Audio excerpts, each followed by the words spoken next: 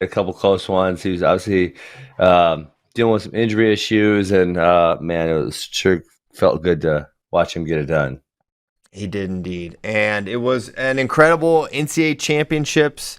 I feel like we say it every year because it's always so cool. And anytime you have like 330 wrestlers wrestling in one tournament, like just craziness is guaranteed. But this one Mm-hmm. did feel really, really special and really fun, really particularly exciting. And once again, the story is the greatness of Penn State and that they did it again. And while chaos ensues at this tournament year after year after year, one thing just kind of rises above the fray and avoids it. And their best guys at this tournament always show up. And I was thinking, Yes. watching the finals, and I really want your take on this, Ben. Okay. Because like in the beginning, like the first, like the 20, basically 2011 through the 2018-19 kind of run, it was how good their best guys are and how bad they're just killing everyone, right? It was, Yes.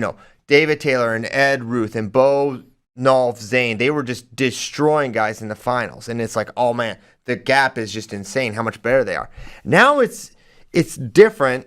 But I don't know if it might be more impressive or it's less, it's harder for me to understand because now they're in all these matches that are so in the margins. The margin for error is so slight. You've got at 133, Roman has to beat a guy that's a world silver medalist at the senior level, a guy who's just the highest pedigree. You've got Starachi has to beat a returning champion. He's got to beat all of these guys. You've got Brooks has to beat an Olympic bronze medalist and someone that beat him 10 days ago. You've got Max Dean, who's in all these close, but they just find ways to win late. It's different. They're not killing everyone anymore. They're Yeah. just winning these really tough matches. And to me, it's even more statistically difficult to understand that they're getting their hand raised this many times in matches that are so in the margins. It's like these are coin flip matches on paper, but I think Andy said it on Press Row when I said that he's like both sides are heads. It's a two-sided coin. It's same side. I have a hard time. I have a hard time understanding that they're winning all these matches. Yeah. I mean, yeah, obviously when you put it like that, where they, before the special ones were really just, they were killing everyone and it wasn't even close. But now they're just better, but they're not that much better. They're just only a teensy-weensy little bit better, but it better every single time. I actually had the pleasure of sitting next to one Jason Nolf during one of the sessions, the Thursday afternoon night session, and it was very entertaining listening to his commentary as the Penn Staters were wrestling. And I even did ask him a specific question. I said, how come that you dudes turn nobody anymore? You guys just roll dudes up. What's the deal? And I said, is it because you guys are training freestyle? What's going on here? And he didn't really give me a specific answer. That wasn't like something obvious. But yeah, I mean, listen, we all knew it was going to happen. I mean, the one I thought could fall off was Max Dean, and the call in the round of 16. It was pretty sketchy on the positive for him. I do think JL was probably pinned in the third period, and they didn't call that. But he probably should have been down 4-0 at the end of that period. And besides that, you thought it was highly unlikely that one of their other guys lost before the finals. You knew that Fix RBY was going to be close, but RBY is getting it done every single time. And you knew that Brooks We Amin. didn't think that. No, actually, in fact, I picked Fix. Yeah. Yeah, exactly. None of us picked Fix. Roman. So we did not know. Now we know. And now next year, if Roman comes back, I won't. Unless something changes. What could change? What if Yeah, Dayton dominated his way to a world title? I think it's don't think probably that unlikely. matters. I think Dayton? Yeah, I mean, Dayton for folk style's purposes, and this is where I say sometimes, and I do this myself after I won my second national title, and I wanted to be good at freestyle. I didn't do down blocks. I didn't do them right because I didn't need to because I just cradled dudes. But in freestyle, they could push me out of bounds without trying to take me down, and so I had to go back and figure out how to freaking do a down block.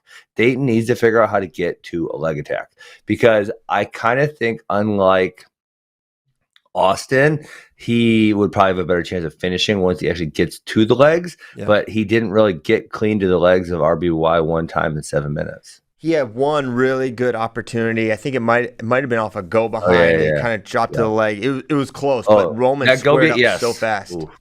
It was actually off, I think it was off Roman's shot, and he had a go behind. Yes. It was super slick, and then Roman recovered out of it. Yep. Yeah, very very impressive. And for I watched that match, and I thought Roman did a masterful job of using the edge. Right, he found himself on the edge a lot, and he got his takedown, and he wrestled, I think, a perfect match. I think he had a game plan and executed it really, really well. And freestyle, I think it's different, and I think that's kind of obvious. Or it will be different, right? Because Roman won't be able to use the edge the way he did in this match. Yeah. Yeah. No, I agree totally. So we're all in agreement that Roman's probably coming back for another year? Literally the day he said it, I said, I doubt it. I bet he'll be back. And I still think that. I don't see how you... Yeah, I think Kale will talk him into it, I think. Yes, Kale will talk him into it. Right. Kale that's what good wrestlers, that's what good coaches do. 2 men out of retirement this year. Yes. The thing that still gets like that, my brain has a really hard time comprehending. And I know with maybe like a Hildebrandt, he didn't work with him for nearly as long. Mm-hmm. But I say a Berge he did, or a Bo Bartlett. It's like how they can get some guys to reach such heights where they're almost never going to lose. Mm-hmm. That one stat you guys posted about their record in the semis and finals, and this is what we were trying to explain to Shane Sparks a couple weeks ago that he wouldn't pay attention to. It's if you posted that 10 years ago, people would say, yeah, right, like that's impossible. Because it feels close to impossible, but they do it. So how do they get some wrestlers to such a height where it's almost impossible to lose, right? And then some other guys just aren't very good. It's like, what is freaking going on here? Like, you can't make that dude you can make that dude unbeatable, but you can't even make that dude an All-American. Like, it's just like my brain struggles to comprehend it. Yeah, I don't know if it's something where, because these guys are high pedigree wrestlers coming out of high school. Yeah. Brady Berge, who's number one, Bo Bartlett, both these guys were number one ranked guys for their weight class in high school. And so I don't know what it is. I think one thing they both have in common is that their best skill set was reattacks. Down block is their defense. And I'm just looking for commonality here. I don't know. Mm-hmm. But I would say, Aaron Brooks' best attribute is his defense too. Right, so why do some make the jump, some don't? Because it's not the mat. Because as you're saying, none of these. Starace, Brooks, Roman, they're neutral dynamos. Now Nick Lee and Max Dean, they're good on top as well. Max in particular wins a lot of matches from the top position, but these other guys, they're not doing it with top. So I don't know what it is. They can get some guys from like level 8 to level 10.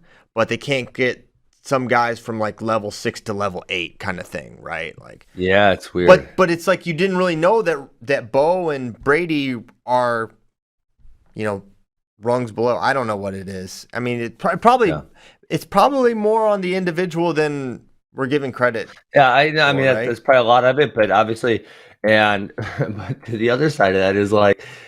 And hey, they won't talk about it. It's a freaking secret, but it's pretty obvious for anyone who denies this. I think is pretty low IQ. It's pretty obvious that they take good guys and put them on another rung. To a point where, I can't remember the Iowa teams in the 80s and early 90s because I wasn't a wrestling fan back then. But to the point where it feels like no one's ever done this before, like to the level that they have. And so when you're doing that, because a large part of it is absolutely mental, and I don't know what they're doing because I'm not there. Okay, I would love to. I'm going to send a spy in at some point. I promise you that. Okay, I don't know what they're doing, but they're doing it really, really well. So how come they can't do it to other dudes? And it's like I've actually heard that Bo Bartlett's like a good kid and he likes to work hard, and like positive. I've heard very positive things about him. But he, and that's obviously one we're picking on, but there have been others that Jimmy was an example, the Altons, later on. Yeah. So Yeah, that's and then obviously on the flip side of that, something we also predicted, which I can't say we're geniuses for predicting, was Iowa not wrestling to seed. Yeah. I mean, that seems fairly evident. I tried telling Shane this. You were kind of on my side, Christian, but then listen, you got a little bit scared. You kind of backed down a little bit. But I thought it was so evident because not only do they usually not wrestle the seed, but they were also dealing with injuries this year, which played out in a major way. That definitely is the case. Ironman, torn knee, did not look himself, and it was impacting not just his neutral wrestling, but he couldn't ride anyone, which is something you don't always think about. Is when you say someone has a knee injury, you would say, okay, well, that's really going to affect their leg attacks and their neutral, but it really seemed to have a big impact on his top wrestling, which is one of his best attributes. Ayala didn't have a great performance, obviously. DeSanto did, as DeSanto does, like right there with Roman, but can't get over the hump, beats everyone else. And he really, for Iowa, he probably had him and Warner had the best tournaments, but I thought DeSanto was actually wrestling the best. So he had a great showing. But yeah, Murin loses to Milner on the backside. Caleb Young, unfortunate draw hitting David Carr, which was probably the story of the first day, was David Carr going down. That was shocking, and then I guess even more shocking was that fact that he came back to take third place, because like, well, if you're wrestling that bad, where you can't take down Grant Willis in like 11 minutes, how are you gonna come back for 5 matches and beat all these other dudes? I watched that match and was like, what is happening? What is he doing? Like, he just didn't look the same. I mean, at the same time, he was in pursuit of Willis and tried to take him down for 7 minutes, and he just that guy. I mean, there were not a lot of attacks from the other side, and I'm not discrediting Willis's win, but I felt like really surprised that Carr wasn't able to do it. And there was a time where I think it was a sudden victory. He got in on a good shot, and Willis just found a way to an ankle to stalemate the position. And I couldn't believe it because it looked like he had him square. In disbelief. I was in disbelief that he lost that match. And JD was sort of woke on it, just being a paranoid Iowa State fan. But then was again, he woke or was he just paranoid? Was he just paranoid, or was he actually woke to it? He was just paranoid because he didn't actually pull the trigger and pick against him. He picked David Carr to win the whole thing, which I guess we should bring up. I believe we all did.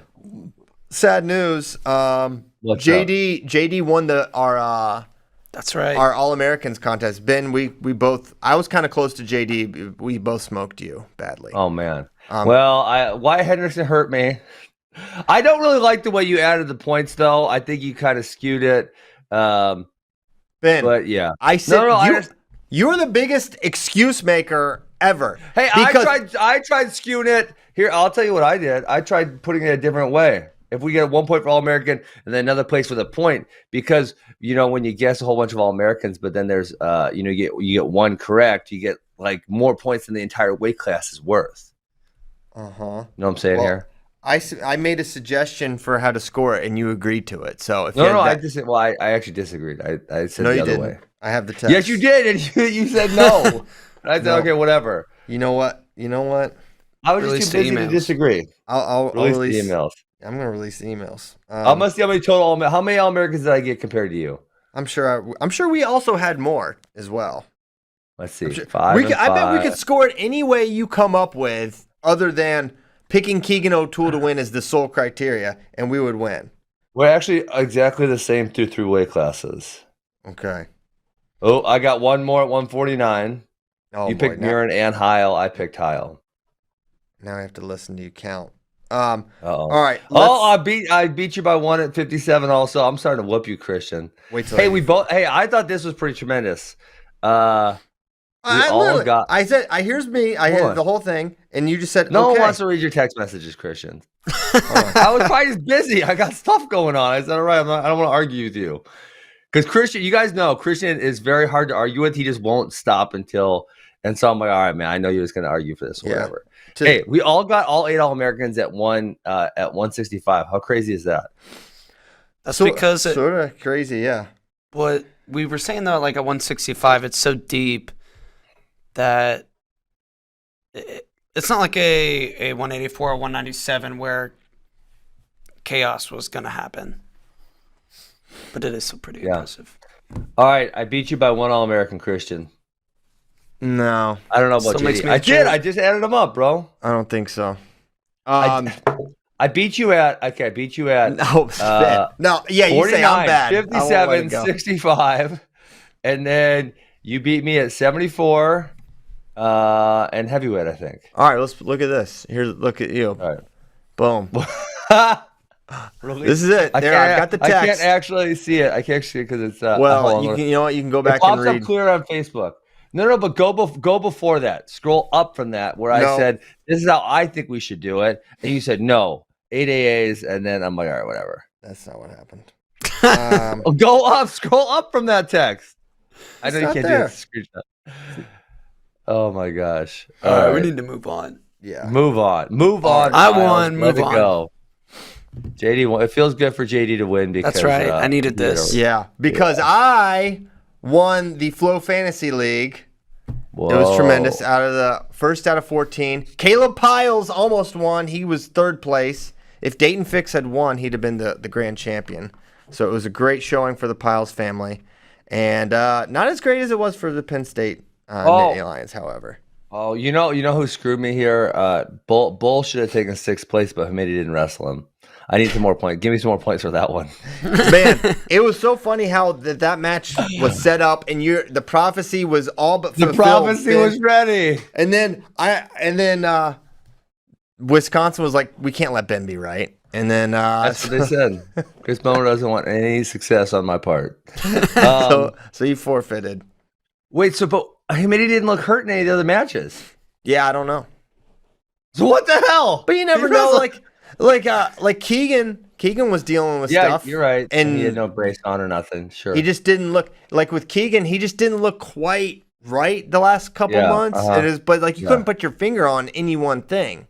Yeah. And so it could have been. You never know with these guys. Yeah. All right. So dang, I was so close on that one. And then also, Karchel, I picked Hall over Karchel for 7th place, and Karchel was able to get it done. That weight class was a lot of fun. Peyton Hall was fun to watch. Shane Griffith was actually fun to watch. Hamidi is fun to watch. I mean, there was just a lot of good matches there. How about man? So we're skipping around. It's going to be like that, I guess. It's going to be like that. Are we just talking about NCAAs all week? Because I got to assume that's what we're going to do. I believe, that is my plan. Okay. No Shane tomorrow. He is going to Arizona. Now I'd call very off work convenient too if I got shown up like that. Very convenient, but he's not. He can't run forever. Shane, you can't run forever. You got to come, face the music, take the medicine. The music. Okay. So what did you? Someone said Bono tweaked his ankle. Or Bono. Someone else said Bono said pizza to that. pizza. But Joe said Hamidi tweaked his ankle late in the Conti semi-match. Okay. Now that I'm thinking about it, pizza is a weird slogan for Little Caesars. Like, what does that have to do with like Rome or Caesar or anything? But it's stuck. It sounds like caveman speak, but it's some Roman king.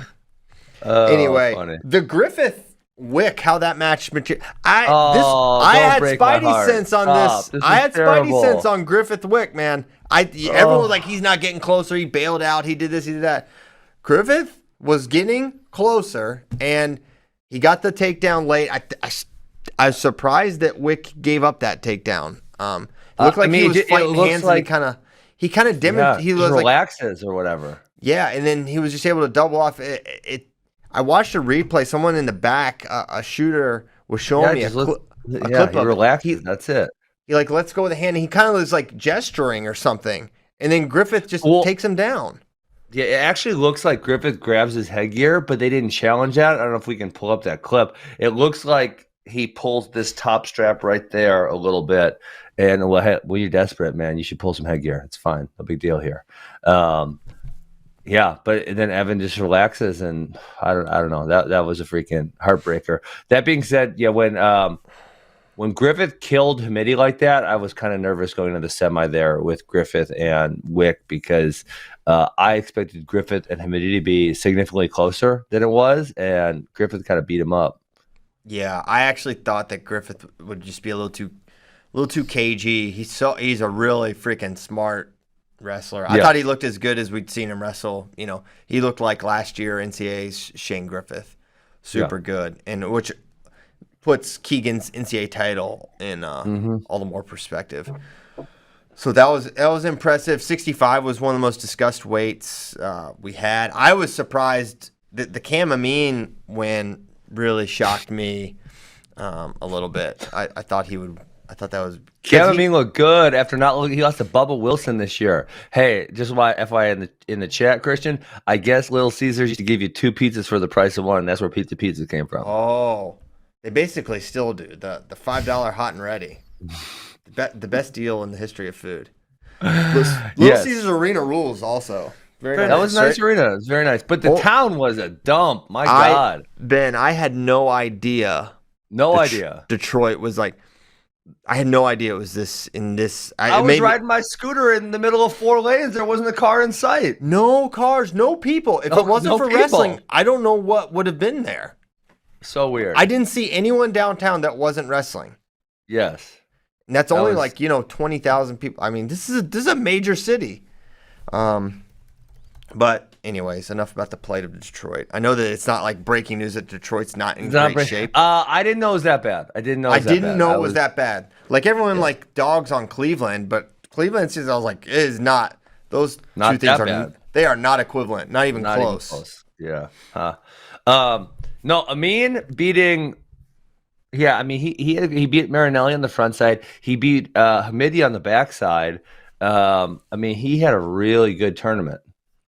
Yeah, I was super impressed with the tournament he had. You want to go back to 25 and talk through that because that was a very. Yeah, I was gonna say Michigan.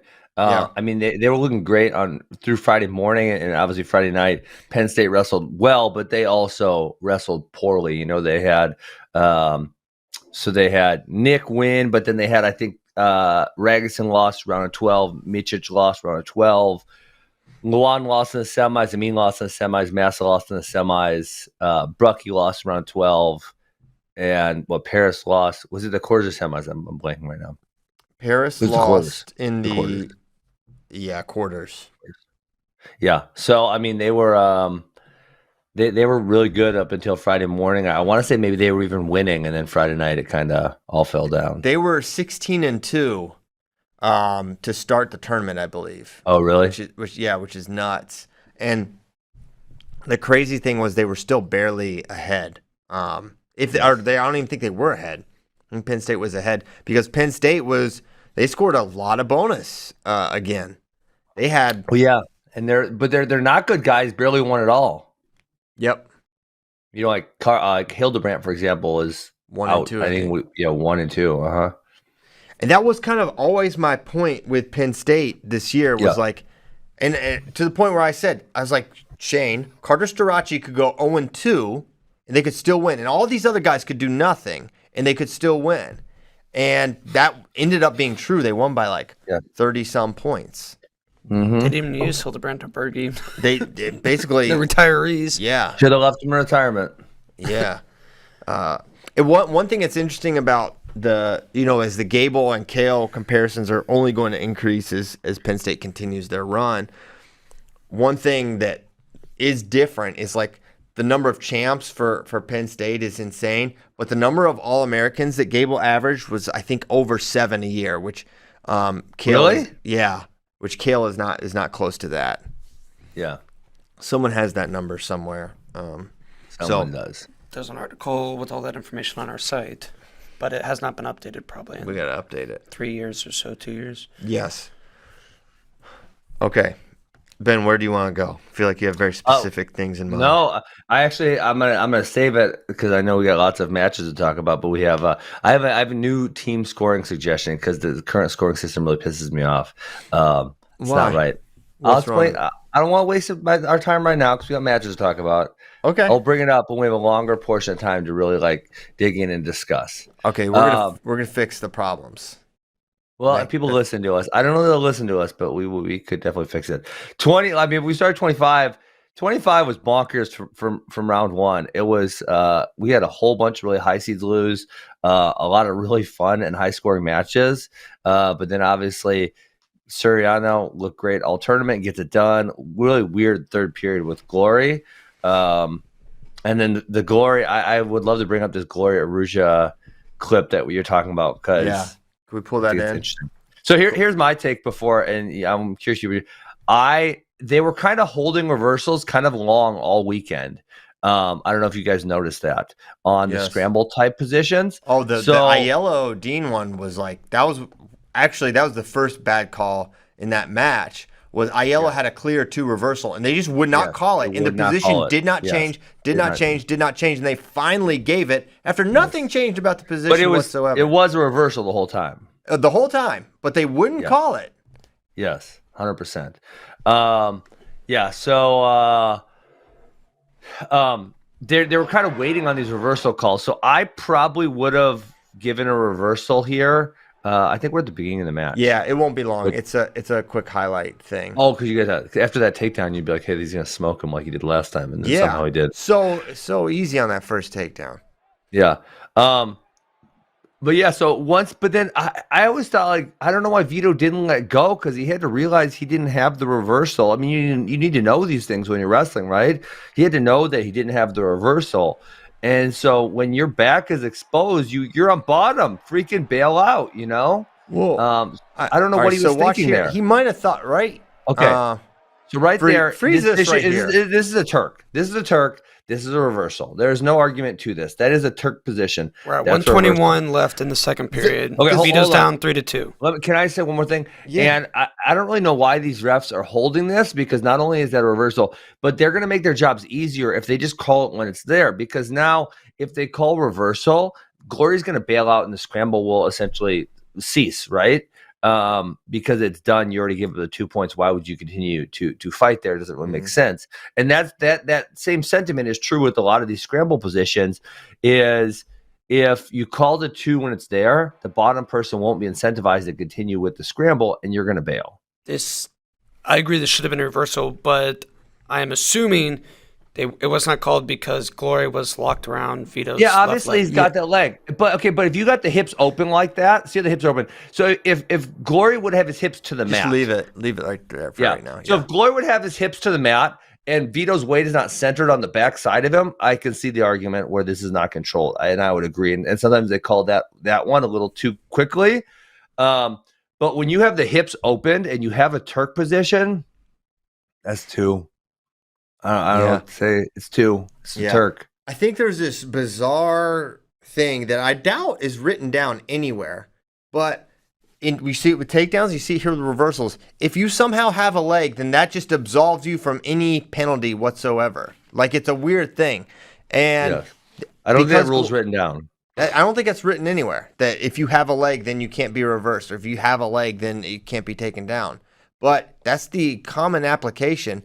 Yeah. And now, for me, I was sort of surprised that Vito wasn't able to, because when you're on the hip like this and you have the Turk, why was he really had a hard time improving it? But at the same time, there's no way you can break the lock here. It's impossible for Vito to break the lock if Glory doesn't give it up. Okay, but at the same time, what I'm going to say is he puts him on his back. He reverses him and he puts him on his back. So in a way, he does improve it. I think Vito thought. If I have to go into what Vito was saying, because I did say he should have just bailed out. He would have given up 0 points because he was already on bottom, right? I think Vito thought maybe he would be because Glory's back is exposed also, right? I think maybe Vito thought I'm going to show I'm in control here, and the referee's going to call the reversal and start swiping for me. I mean, I got to think that's what he was actually thinking, because. You know, if we play this out, he is kind of there. I mean, they're both in not a great position. He is kind of in a better position than Glory is. Well, let this play out. Yeah. Right, so he's trying to elevate this Turk leg, and so if you have the Turk leg in, there's no way you can sprawl and put enough pressure on the lock to get rid of the lock, right? But you have a Turk, so therefore it should be a reversal. Yeah, And so Vito is putting him on his back here. Vito's attempting to put him on his back. Yes, correct. And now so that's right backs, here, freeze here. right there, freeze right there. That's where Vito's saying at any moment now, this referee will say reversal 2 points. And then start counting for me, right? That's got to be what he's thinking, you know? Yeah. Well, when Vito when Vito hears the ref giving near fall, he probably thinks it's for him. I mean, I don't think you're saying he should turn down, but dude, he should know he didn't get the reversal. You got to know what's man. going on. Did you hear every time you got 2 and got 4 and got every single I'm listening for it because it's freaking relevant. It's really relevant. Okay. It is. Well, I think you got to know what the ref's calling here. He's got the tornado headgear. Maybe the sound doesn't get in as well. No, that's better for sound. The other ones are tighter. Yeah, that's what you wore. Yeah, you wore those. Better for sound. Yes. All right, so play a little longer. So he's got to be thinking. Backs. He's got to be thinking at any second I'm getting back, and then somehow he rolls him through, and he's almost pinned there for a second. And then there's no way out. But this is where he could have. He's the one actually holding the wrist right there. And Glory finally get rid of it. But for the longest time, he was the one holding the wrist, holding it all together, right? So that his left hand right there is holding the wrist, and he's kind of holding the whole thing together. Yeah. Because very earlier, if he thought he wasn't getting backs, he could have easily taken the hand off and either posted so they didn't roll through, or just bailed out. Yeah, this is number 6 was referee number 6 was a hot topic. Oh, this is number discussion. 6. Oh, yeah. Number 6 got some complaints. Jordan Burroughs already fired him. Yeah, but so watch that left wrist. He could have let this go and posted really easily, which probably would have been a better idea than that happened. And he's still holding on to it, still holding on. Yeah, he doesn't look like he does. Yeah, he doesn't look like panic there, which is which to my point, I don't think he thought Pat Glory was getting near fall in that situation. But Vito ends up losing and Glory gets a takedown late to seal it. And then really pushes Soriano in a match that seemed like he was in total control of Soriano. And then I said it, man, I think you were there, JD, when Pat took the injury time and we knew Soriano was going to have choice again in the second, I said, he should not even consider going under here. Yes. Because you got away. Good job. Leave well enough alone. This guy can't take you down. Why are you going back? This is the guy's absolute best position. What do you think Princeton's hoping Soriano does in that scenario? They are saying, please go under. Please give us one more chance. Setup. You got away one time. I don't know if you can do it again. And he went under, and it got really dicey, and he could not build up. And he was very nearly turned. I don't even think a swipe was given, but he had him nearly exposed and held him there. And it was almost a disastrous finish and self-inflicted to go under there again. Go neutral. You got your one. He had right time. He was up 4-0 at that point, I think. Yep. And with riding time maybe locked. And he went under, and it got as Nick said, it got spooky there. He said he lost his focus. He said he looked at his family, and it kind of disrupted him a little bit. But early on, I mean, he just looked so locked in there, and we can play some of the match and some of the spookier moments. How about spooky when he had that look on his face after? I think it was after the semis. Yeah, that was a little spooky. No, quarters when he got up and it looked like he was about to transform. Tremendous Super Saiyan. The other thing that was I didn't like the potentially dangerous call they gave. Glory had a tight side headlock type thing, but Soriano was circling around trying to come around for 2, but they called it for potentially dangerous, which the only danger there is potentially. The only danger is getting choked out potentially, but if Soriano is actively moving, that's probably not going to happen. We don't have it in the clip, I guess. Or no, maybe we do. Yeah, because there's the reversal to put him up 4-0. I don't know if that exchange made it in there, but either way, going under was not advisable for Not Nick. Advisable.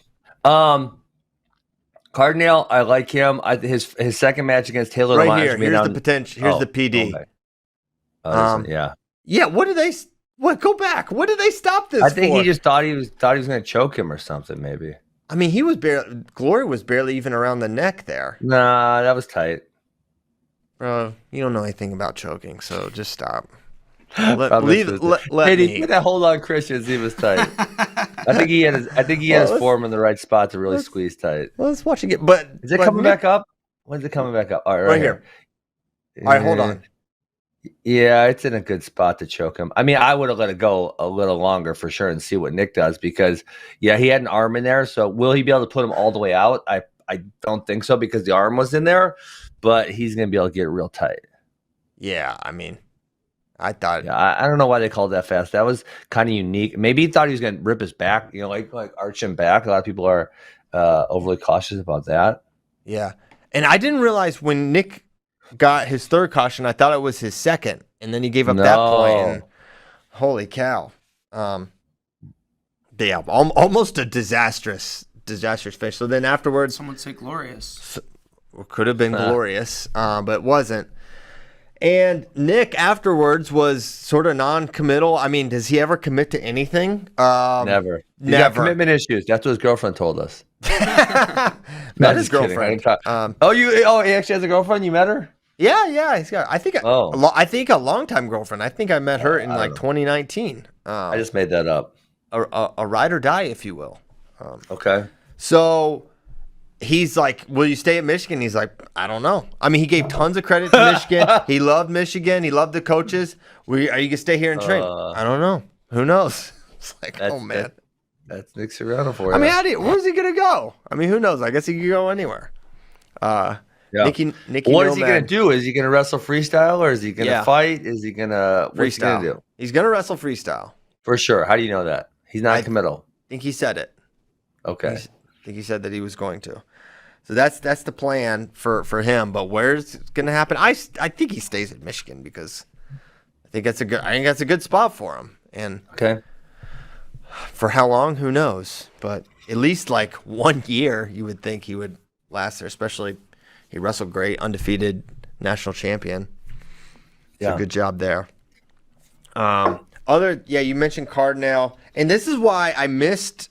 But he didn't All-American. I know. So he was doing great. I think he was up 2 takedowns to none against Cardinal. Then he went under against McKee. Against McKee. And then he went under, which I was like, why? And then he got pinned by Pat McKee, Who did he have that massive comeback in? Lamont. Lamont. That was a fun match. That was one of the best matches. And like what I liked about that, and I guess a lot of killing Cardinal, but I watched all, obviously I'm a very big fan of West Virginia wrestling because Bracky's there now, and watching him like systematically come back is like, all right, down 6-0. Like he got all the takedowns when he needed them, all the rideouts when he needed them, and then it was very like he really kept his head in those moments. He's got a great tank, and man, he was so close against Courtney too. I mean, he was in on so many takedowns late and just couldn't quite. I mean, and I'm not taking Courtney. Courtney was the rightful winner, but man, the freaking edge is so annoying. It's so annoying that you reward going out of bounds. The best thing you can do when someone's on your leg is go out of bounds because the rules want you to go out of bounds. And we discussed this though of just like, and I saw it happen so many times in NCAAs where if one guy backs out of bounds, they'll hit a stalling. What's JD getting? He's getting what was that? He passing some drugs over there or what? What are you doing? He's just drinking out of his. Oh, it was like a really long reach, like he really like leaned in to get it. I was just send it down past the bracket. Okay, so where if you back out of bounds, you get called for stalling, but there were so many times where the defensive man evaded the leg attack by finding the edge, and if there's any point in which I believe stalling, because they don't have fleeing the man anymore, if there's any point in which stalling should be called, it's when the defensive man purposely evades action by finding the edge. Yes. It's not called. It's never called. That's the action every time. And then the coaches where the guys are under attack, they're like, as he's defending, that's where he got. But no, you have to stay in bounds to defend. Yes. There are some times when it's like they go that way. Like you see them, you're like, yes, they're heading for the edge right there because they know they can go on the edge, and then they can go do a splits or pull a shin whizzer out or some crap like that. Yeah, NCAA coaches, you can't complain about this. It's not tricky. It's obvious, guys. Yeah, and you guys like it because you guys won't speak up and do anything about it. You love that your guys under attack, they can just run out of bounds. You like it. All your guys do it. And you don't say anything about it. There's no changes as far as the rules go. So I can only assume that these coaches are in favor of it. And it's sad because it's really bad. It's not good. It doesn't reward the right things. It rewards getting out of bounds. What sport is that really a good thing? I don't know. But in wrestling, it is. It's an easy fix. You want to stop the clock in football, right? Yeah, it does stop the clock. But you are down. You are down. You cannot advance the ball once you go out of bounds. Sure. So, yeah. All right, who else? 125. McKee, Wrestleback Warrior, losing. I mean, the story was where the Big Ten crapped the bed right off the bat because they went, Hillebrand loses to Noto, Schroeder loses to Latona, and McKee loses to Smith, and Al loses to Gutierrez. Like, bam, bam, bam, bam, like right away. Yes. That was wild. It was very wild. And yeah, what's crazy is like, you know what's crazy about NCAAs, Christian? If 125 first round or maybe first and second round happened, we could do a whole show based on like the first and second round of like 125. But it's like you expect us to cover everything now, and it's like, but there's like I could talk about all of these matches. Yeah, for real. And the Heinzelman Barnett early losses set up a Heinzelman Barnett second round wrestleback, sending. I forgot about Heinzelman loss. It was 5 Big Ten guys lost at 125 right off the bat. Yes, it was. Oh my God, kind of a bloodbath for Big Ten 125, and then Barnett on the backside beat Heinzelman, Camacho, and Latona to place. Back to back. Yeah, pretty solid. And then he actually avenged his. He kind of got killed by Kaler on the front side, but then he avenged by pinning him in the 7th place match. And between one, how Eric Barnett wrestles, and 2, how crazy that Saturday morning session is, it's not even all that surprising. You know what I mean? Yeah. Speaking of Kaler, Oregon State, they wrestle really good. Oh my gosh! I mean, they had 6 in the blood round, which could be just like. Could be devastating, could be amazing. So they got 4 of 6 through. And honestly, their most, quote, likely All-American, Trey Munoz, didn't place. I couldn't remember who he lost to last time. I'm looking it up right now. So he lost to Truex. Oh, Marcus Coleman. He lost to Marcus Coleman. Who did he lose to on the front side? It wasn't Truex. It would have been number 3. Hidley. Oh, Hidley. So that was not all that surprising. But then, he dropped down and lost to very, very tough Marcus Coleman's good, though. Yeah, that's right. He is. So that's not a bad loss for. Where did that happen? How did that? Was Coleman supposed to be in that match? Coleman lost to Braunagel on the front side. Yeah, he got Braunagel. It should have been 6 versus 9. A lot of people getting Braunagel.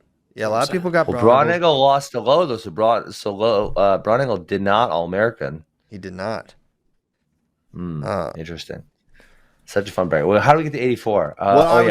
You brought up Oregon State. Yes, they had a great tournament. I mean, and Pendleton doing it with the guys that were there too, which is Munoz is obviously transfer. Gaston Gary was a transfer. Those guys weren't on the podium, but their 4 All-Americans are guys that were there, and there was not significant production happening with those guys. And none of those guys were really high level recruits or had previous success. Nomad reminded me he was like Nomad was said he was like a top 30-ish kind of guy coming out.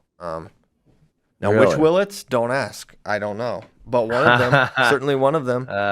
That's funny. I think it was Hunter, the 57-pounder, though. Huh. So you had Oregon State, insane job, great job, Coach Pendleton. The other guy. 25 here that reminds you of the other team. Northwestern did a great job. D'Agostino came all the way back to take 4th place. He beat Prada, Kaler, and then Courtney to get in the match with Vito. He kind of got beat up by Vito. But Did they end up? Were they 4 All-Americans also? Northwestern. They got sixth They got place. 6th place. That's 6th insane. place. It really is insane. And it wasn't like it was a pretty complete team effort. They had a lot of guys do really well. Deacon winning is obviously major points. But Storney, I mean, the job that Coach Storniolo did, I mean, the Big Tens, they got all 10 through. They were really high finish there. And then high finish here. I mean, Northwestern beat Cornell, Virginia Tech, Missouri, NC State. You would not have, Oklahoma State, Ohio State, you would not have predicted that going into not at all. This tournament. I mean, Lucas Day, and obviously the other hard part for him was he lost 2 assistant coaches right before the season. He lost one. Andrew House. Sorry, one. Yeah.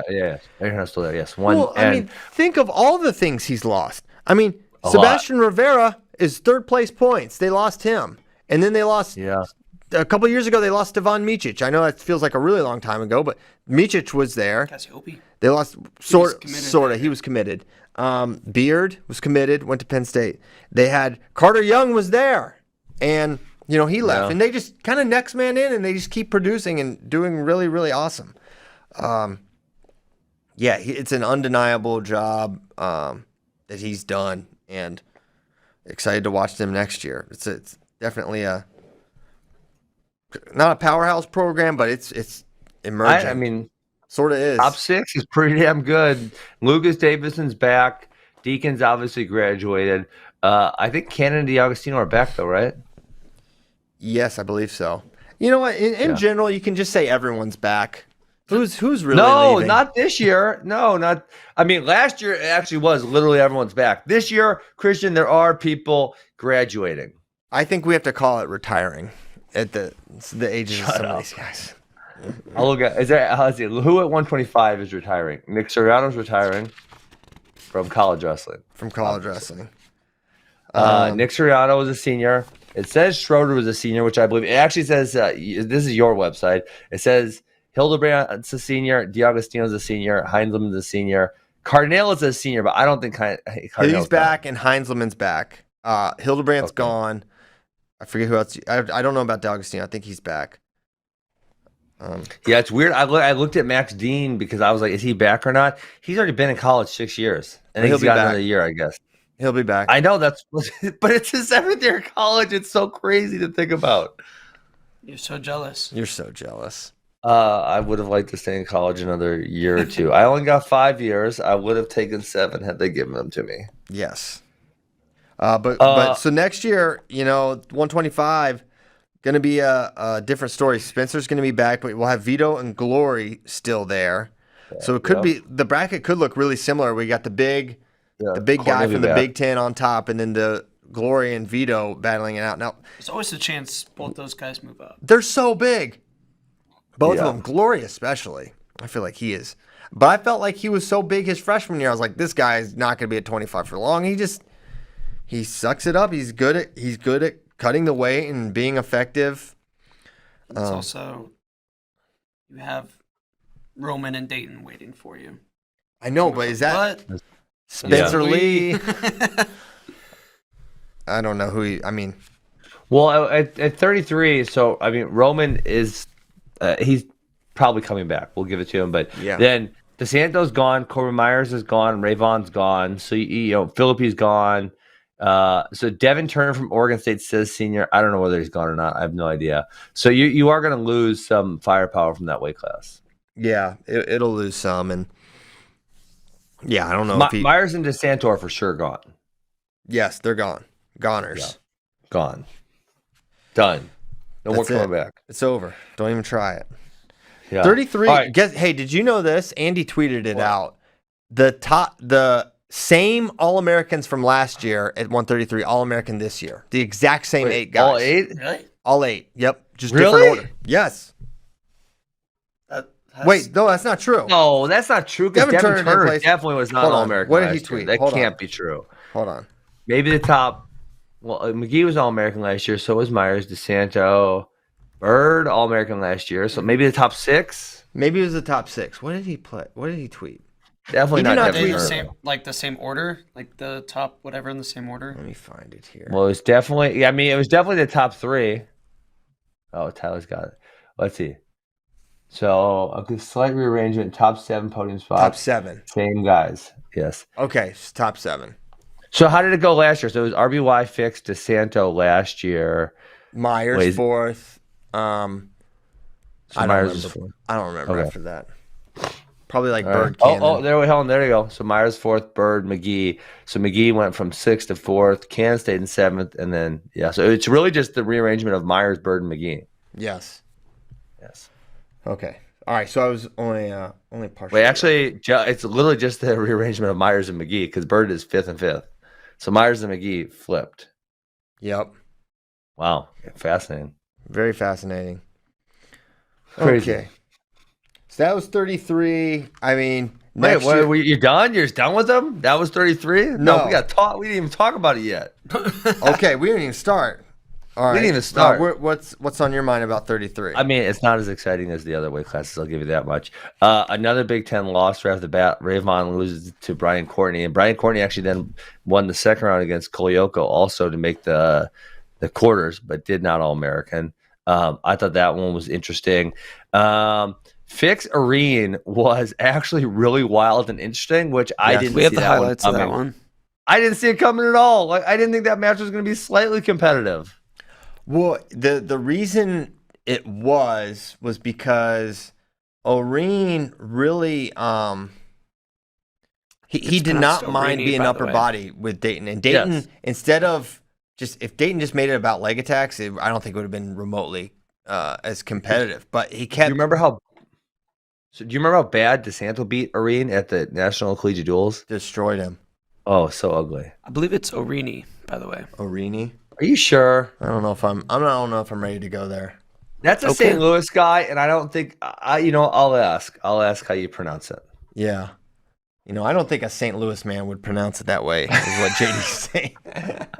So he gets a beautiful elbow control, duck, a leg attack here. Hopefully we have some of Man, we need to see some of these non-scores. Some of the non-scores are where it was. They were late when they were going for. Yeah, here we go. Oh, lefty. Oh my God. And that was like, oh no, he waves it off. He waved it. I was going to say.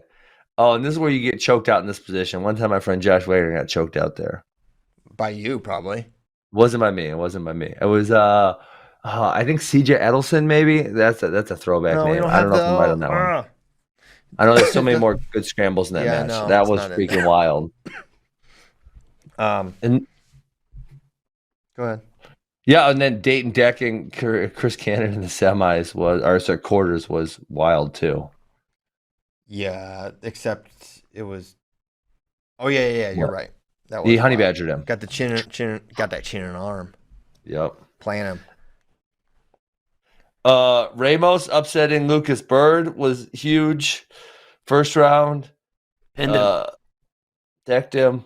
McGee and Ragusin was a fun match. And that was important for the team implications. And very fun. Because Ragusin obviously would have AA'd had he been able to win that match. Yeah, that would have been big team points. I mean, for Michigan had to do.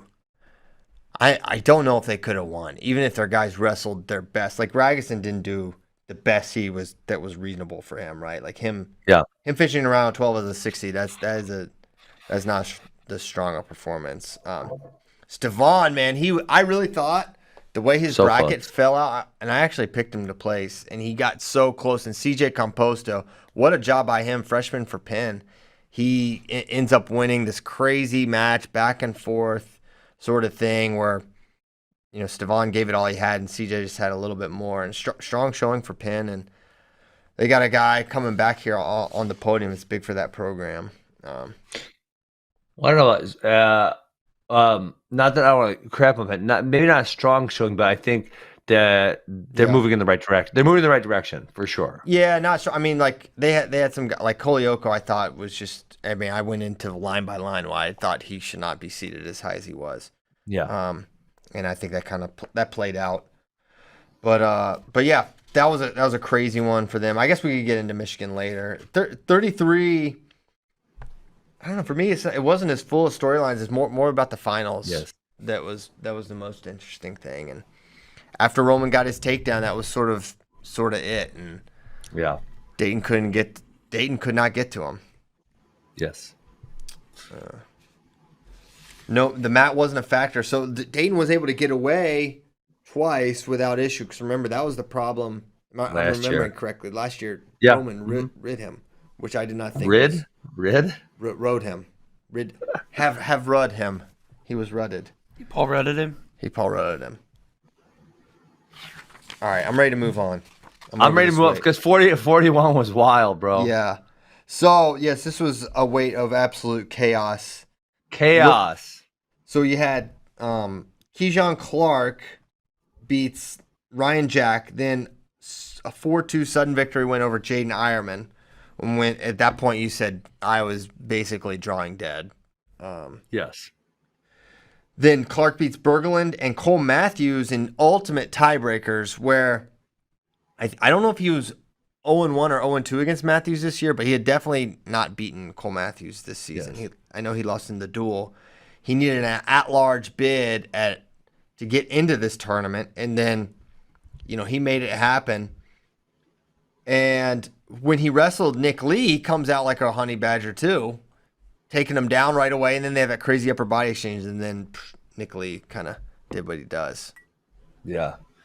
All right, I got so much here. Hit it. It was wild. Well, okay. The Chad Red Dresden Simon match in round 1 was wild. Mm-hmm.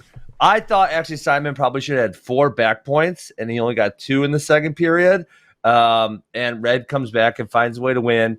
And then Red versus Rivera, second round was bonkers. And this was one where I literally don't know what Chad Red was thinking. I think maybe he thought, like, there's no way the ref will actually call stalling here. He literally walked straight out of bounds in overtime. And the ref called stalling and 1 to win the match for Rivera. And it was absolutely the right call, for sure.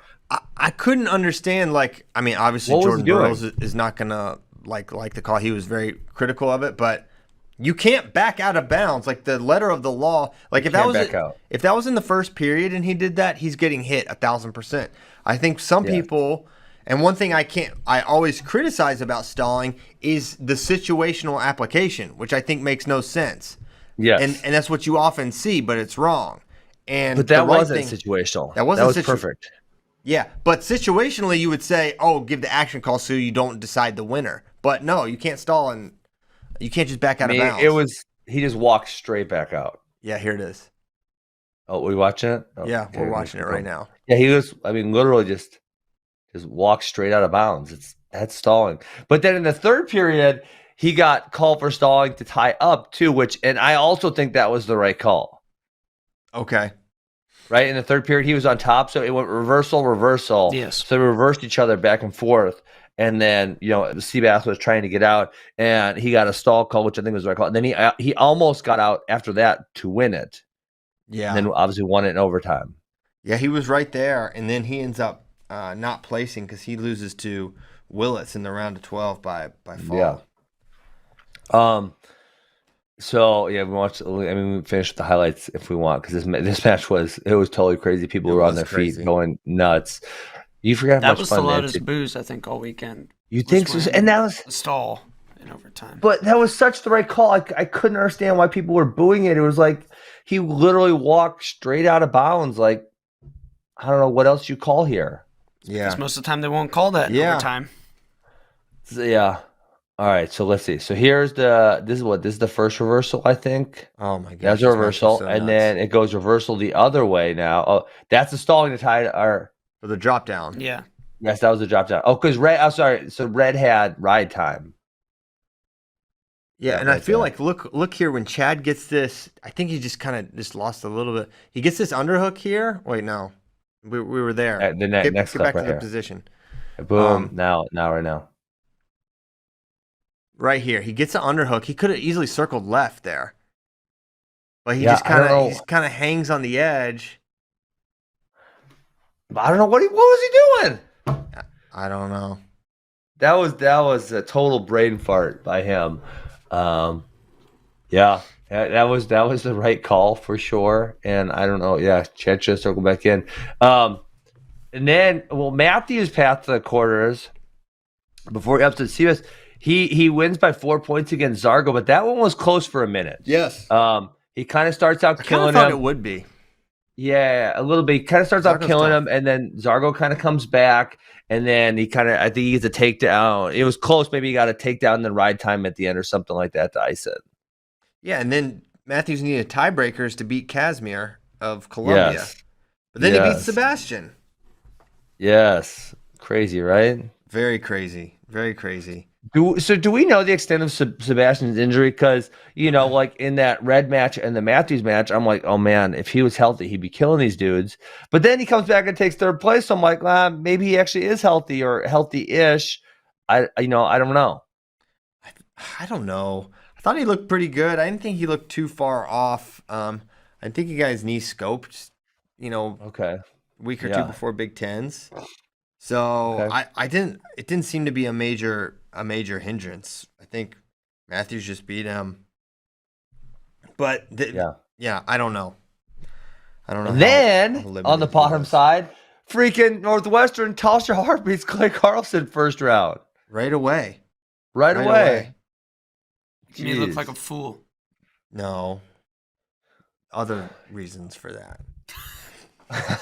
Like Carlson going on a run, getting third. But Carlson did come back, and unfortunately, because Rivera got upset, he had Rivera in the blood round. Oh my Yeah. gosh. Yeah. You look at some of these blood rounds and some guys get the 10. Like Not all blood round matches are created equal. the other guys that got blood round matches, so the guys who were in the backside and made it to the blood round, not the guys who were quarterfinals drop downs. So Yes. Miecic, the 24, got the 12. 19 Red got the 8 Willits. Yeah. Number 5 Alira's got 10 Berglund. And the 7 got the 3. So that is just like all time. Crazy. It's just bad luck, really. Well, yeah, and we didn't. Alira's lost in the quarters too. I mean, this bracket fell apart just completely because Alira's lost to Composto in the. No, it was in the round of 16, not the quarters. And then he got Berglunded in the round of 12. Yes, he Berglandified. did. Berglund. That was the thing. That was the tweet I was looking for. I couldn't find it. Maybe you guys can point me in the right direction. I wanted to use from a Mental Monday yesterday, and I know I screenshotted it, and then I must have accidentally deleted it or something. But that matchup between it was talking about Composto and Berglund, who wrestled for 7th. Composto never won a state title, I think, and then Berglund I think was the same thing, and both were never ever nationally ranked. Just kind of like hey, these guys are wrestling the All-American round, and they both never had really any level of high school success. Don't give up because you guys can. If you keep working towards it, you can get there. Yeah. No You guys kidding. ever tweeted that by any chance? No, I don't. Dang it. Sounds like, I don't know who tweeted it, but Okay. yeah, I mean, CJ Composto was someone. I don't even know if we said his name the entire season. No, Did we say that? I had no I idea. don't think who he we was. ever said. I couldn't told you anything about him. And he ends up having a good AIWAs, and he's got this top 12 seed. But even still, I'm just like, whatever. I'm just not considering him as someone that can make a run, and ends up placing. And I found the tweet. I did a Bracky search method. Thank you, Kyle Bracky. yeah, It says it was Brian Pearsall was the one that tweeted it. It says CJ Composto, never high school state champion, never ranked by anyone in weight class or on big board, freshman All-American. yes, It's impressive. very impressive. Mm-hmm.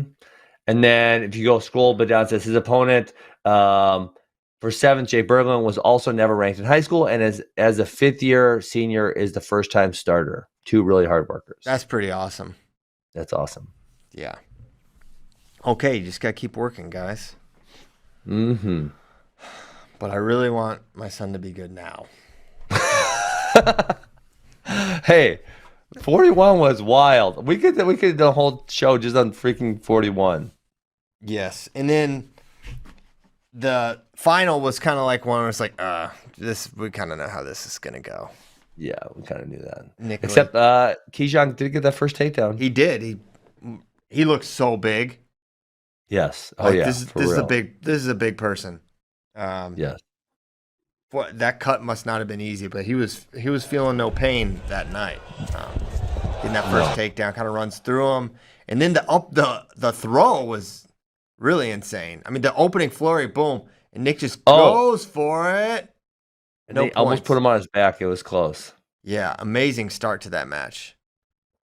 And then Oh, this is Nick so Lee. fun. Oh, the way they rolled through was freaking crazy. Yeah. How about the guts for Nick Lee to go for that? You're I love probably that's very fearless because Very. you're down 2. You're down 1 actually because you got away.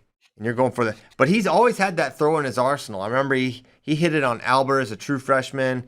I think he hit it on Kanan Storr at Fargo. So he's always had that upper body competence. And he goes out a 2-time champion, 5-time. He's done. He can't come back. He's done. No way. No scenario. No bonus years for him. So yeah, he goes out a 2-time champ.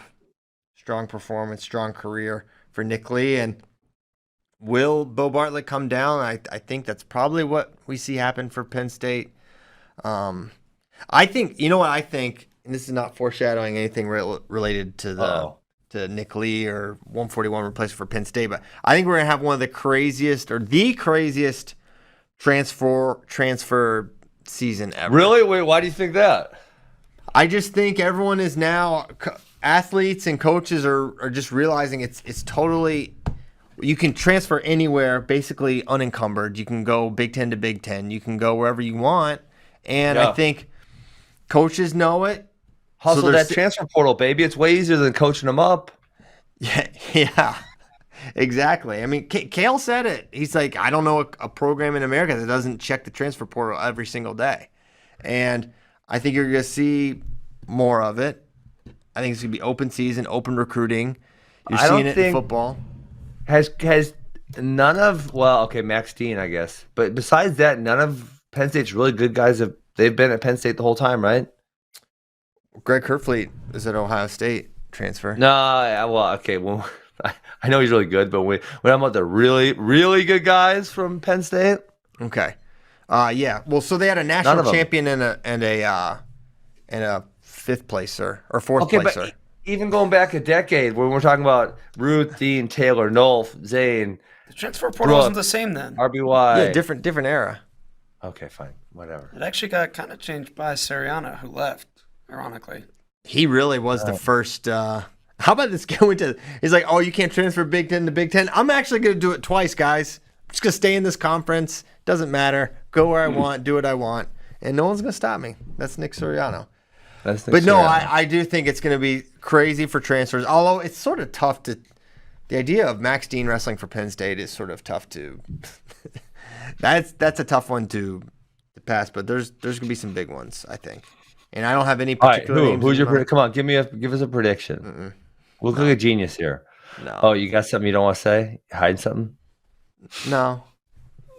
I know you are. I know that face, Files. I'll take. We'll talk. I'm not talking about it on here. Give us some hints. He's really good. Like how high did he All-American? He's good. A national champion? He's national champion caliber, certainly.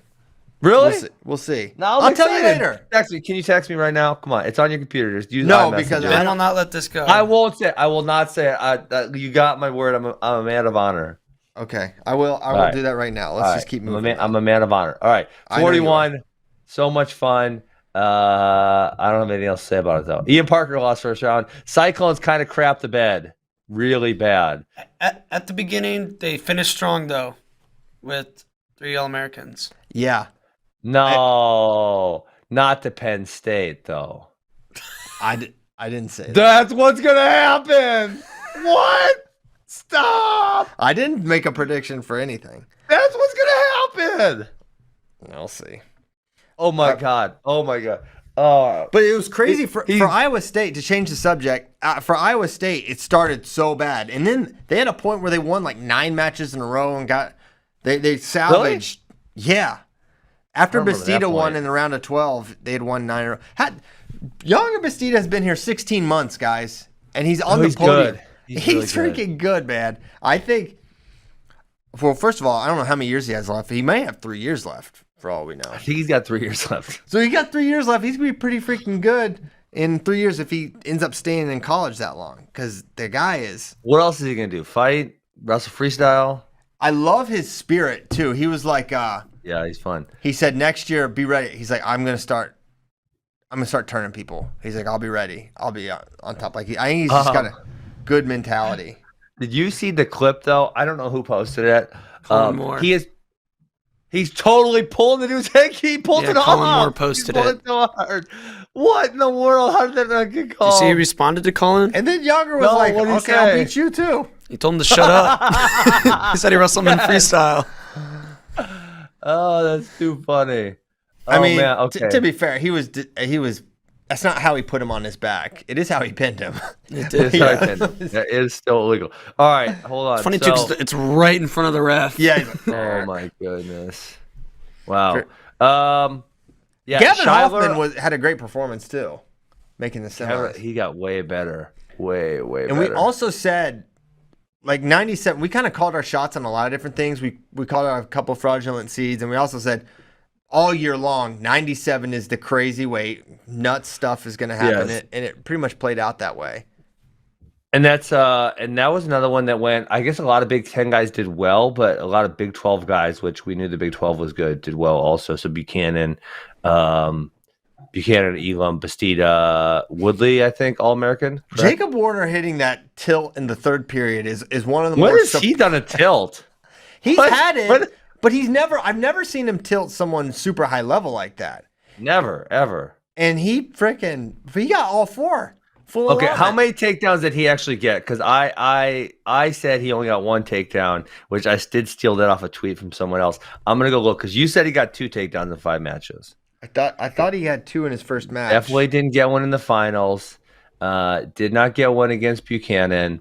Did not get one against Schultz. So let's see, Warner versus Pinola. He got a takedown against Pinola in the third period. That's he got a one. takedown against Clothier. He got 2 takedowns against Clothier. Oh, so he actually had 3 then. Someone was. Fake I mean, news. 3 takedowns in 5 matches. That's that's a high offensive proficiency. That's yeah. Hey, listen. Here's a bet. I'll tell you a bet. I want you to tell me the odds. Okay. I always got one finalist, and it's Jacob Warner before the tournament. What are the odds? Not so crazy. It's pretty Really? crazy. I think they're pretty crazy. Because all right, who do you put above him? Likely, I think you go Kemmer, Bull, Cassiope, DeSanto, all above him. Ironman too. Ironman too. Maybe. Yeah, maybe so. Maybe. He's probably. I would definitely put him behind Bull. I thought Bull was probably their most likely finalist, erroneously. And then I honestly, Starachi in the way Kimmer was sort of a long shot, even though it was sort of reasonable that it happened. But Kimmer obviously not quite the same guy, and Carter Starachi's super duper good. So I don't know, maybe plus 500 to make the finals. Oh, I feel like it's no, but not to make the finals, but to be the most. I was only one. Yeah. That's unlikely. I thought the matchup with Buchanan was like, I thought he matched up better with Dean than Buchanan. Truthfully, I thought. Yeah. Because I was like, how's he going to score on him? Because he's not going to take him down, which that was true. He didn't take him down, I don't think. I mean, what's the chance he tilts him if they wrestle again? I think it's got to be highly unlikely. Highly. And yeah, it was, Buchanan got the takedown. Everything was going exactly how you would expect in that match until he gets the frickin' wrist and tilts him for 4 early in the third. And then you knew it was like, okay, it's going to be really tough for him to come back from. Yeah. I don't know how we got here exactly, but I say that once per show. Get here. I love when we have to pull the string and go backwards. You know, How did we get here? We were on 40. We were on 49 or we were on 41. I think still won. Oh, I know how we got to it. Iowa we were State. talking about Iowa State. We got to Bastida. Bastida took us here somehow. To 97. Yep. Yes. Yeah, Bastida is one of my favorites. Really, really good wrestler. So we should then go to 149, I think. Is Quincy Monday transferring? Someone's saying that. What? That's what someone says. Who's someone? Random person. Someone on in the Facebook chat. It's not Okay, Larry well, Steele. Let's not just proliferate that kind of stuff. Hey, I mean, the obvious about the Ivies is that they can't wrestle as grad students, so like they're probably more likely to transfer. I am very curious how Yanni's not in graduate school. This kid must be failing classes on purpose or something. No, because if you take Olympic red shirts, it's the only kind of red shirt that Ivy recognizes. So he has preserved his eligibility completely. How has he this old and he's not in graduate school? Because he took 2 Olympic red shirts. It up. And he wasn't in school. Skipping school, Yanni. Listen, Playing hooky. we all smoking cigarettes in the back alley. Ben, he got the best of both worlds. He got to basically be in college without having to do college. Yeah. That's genius. I should have done that. You should have taken some Olympic red shirts, Ben. Wow. Hey, Yanni, if he goes undefeated again next year, he will be somewhere around 120-1. Where does he rank among all timers? So it's such a fun discussion because he's literally one move from potentially being the second 4-time undefeated NCAA champion because he was up. He got cradled by. He was cruising in that match against Ironman. Yeah. And he took a shot late, trying to build a lead. He got cradled and ended up losing the match. His only loss. It doesn't look like he's going to lose again. I certainly wouldn't predict it. Although it should be noted, he scored 0 bonus points this entire tournament. That was wild. I mean, it was like he wasn't close, but he wasn't smashing. So he won by. I'm on the sheet. So he's 7-6-3-3-6. 7-6-3-3-6. Yes. Yep. It just doesn't help that he's not really getting very many, if any, turn points. Yeah. I think it'll be interesting next year. Oh my gosh. So next year, what happened? Next year we should have two 4-timers in 1 year. We could. And that certainly never happened. 2 in 1 year. And then that will be the great Hodge debate, except I think we already know we could predict the next 2 Hodges right now. It's going to be Gable this year, and then Spencer Yanni split it. Once you share it once, they split it. They're going to do it. Don't make me mad, Piles. I was having a good day this morning. You reminded me of that shenanigans. Don't even think about it. You look like Ozzy. Crap! You look like someone just took Ozzy's toy. No, listen, if someone took Ozzy's toy, I'd say, Ozzy, go deal with it yourself. I'm not dealing with that. That's kid stuff. Yeah, what's new with Ozzy, man? Strong boy. He just loves to fight. That's it. It's actually it's kind of funny how much he loves to fight. Like every time I go, so my wife reads him a bedtime story, right? And then a lot of times I'll just come in there and just lay with him. Mm-hmm. And he just wants to start punching and kicking. And Amy's like, Ben, stop getting riled up. I'm like, Amy, literally, I just laid down. I didn't say nothing. I didn't do nothing. I didn't touch anyone. She's like, your presence gets him riled up. And then last night, he punched her right in the neck. Punched Amy in the neck? Yeah, who punches? He just loves to punch and kick and fight. Yes, he's kind of like Hasbulla. Who punches someone in the neck? What do you do when he punches someone, your wife, his mother, in the neck? I mean, so I'm behind Amy, so I'm kind of giggling about it because I think it's hilarious. And Amy's like, Ozzy, you can't punch mommy, only daddy. But then she's like, but not right now because you're supposed to be calming down. And then she's like, Ben, this is your fault. I'm like, I didn't do nothing. I just laid down. He's just freaking wild. That's it. That's so funny. Yeah. Okay, so Ozzy Man Strong Boy, MMA champion in 2046. I don't even know if that year's right. So yeah, Yanni, it's like he dominated yet scored no bonus points because he's not really a turner, and no one. I don't even know. I don't think he got taken down the whole tournament. Didn't get taken down. No, he looked great. But yeah, he just. I mean, if you don't score points on top, it's hard to widen the gap because most takedowns, the majority of takedowns are 1-point takedowns. Exactly. And Yanni also sometimes not the quickest, cleanest finisher. Yeah, it takes a little bit. Yes. Yeah. Although a couple of I think it was, was it Sass or Lovett? One of the ankle picks, or it was either an ankle pick or a low double, was just so freaking smooth. He is. I think it was Lovett. Smooth operator. Yes. So some of the more. And your boy called Lovett and Donian semi, and that semi was so much fun. Those two were just insane, and they wrestled. So Gomez and Andonian wrestled twice, and then they had Lovett, Andonian, back and forth match. Great match. The bottom part of 149. I mean, the idea of a Gomez, Andonian, and a Lovett Wilson quarters you just know they're gonna be great matches. So much fun. And they both were. And they both ended it with pinfalls, which is amazing. And Ridge looked good, and it was interesting because you knew this is the only guy that's really given Yanni a match all year. But then you also, in the back of your mind, you're like, man, is there really any chance that it's that close again? And really, it wasn't. But I like the idea. I like the drama of it. Of you've got this crazy man, Ridge Lovett, who is fearless, and he can scramble, and you never know what's going to happen. But Yanni was just able. It's a real credit to Yanni's position in hand fighting that in that entire match, which a lot of it was on the feet, he was never able to get to an upper body tie of note. Much less an attempt. Yes. Hey, you know what? I was just thinking through this. You know what would have been much better than the NCAA?